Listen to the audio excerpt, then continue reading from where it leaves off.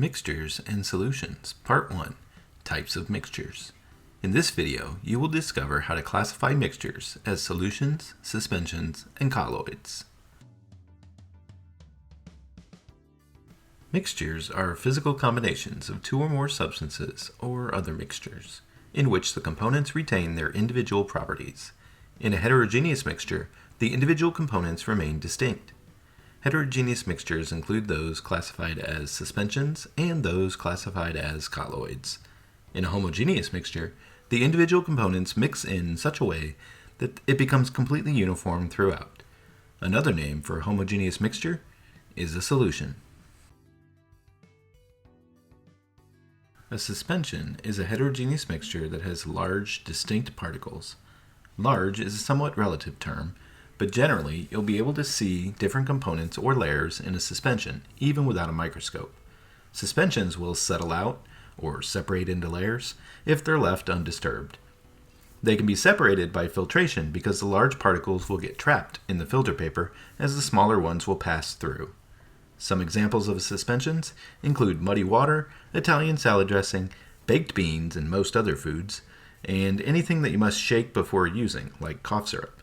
If you have to shake it up, that's because it's settled out.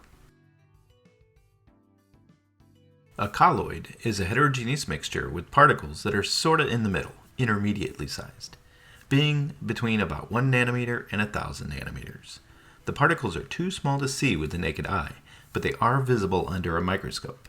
As a result, the particles do not settle out, and will all pass through a filter.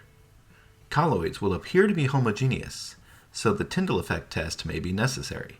More on that in a moment. Milk is a colloid, but so is whipped cream, gelatin, and fog. The Tyndall effect is often used to determine if a seemingly homogeneous mixture is really a colloid. Because the colloid particles are just the right size, they will scatter light and demonstrate what's called the Tyndall effect. The two mixtures shown in this photo appear to be homogeneous, but by shining light through them, we discover that the one on the right is a colloid, showing the Tyndall effect, and the one on the left is truly homogeneous. That's because that one is a solution. A solution is a homogeneous mixture of solute dissolved in solvent. The particles themselves are so small, the sizes of individual atoms, ions, and molecules, that they cannot even be seen under a microscope.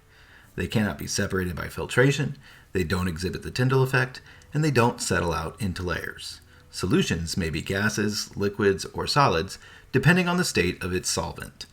Water is an especially common solvent, the one we'll focus on primarily in this sequence of videos.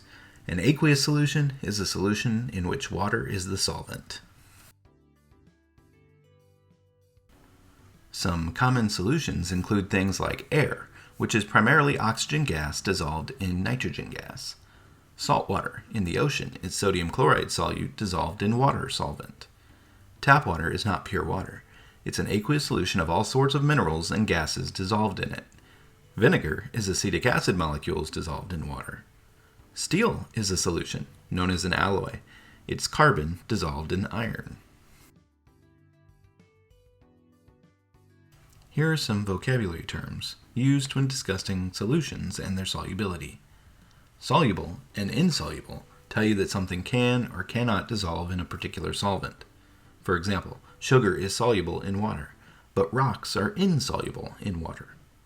Miscible describes the ability for two liquids to dissolve in each other. For example, food coloring and water are miscible.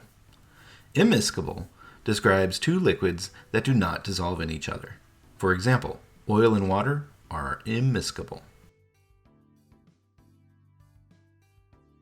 In this video, we've discussed the characteristics of solutions, suspensions, and colloids. Thank you for watching.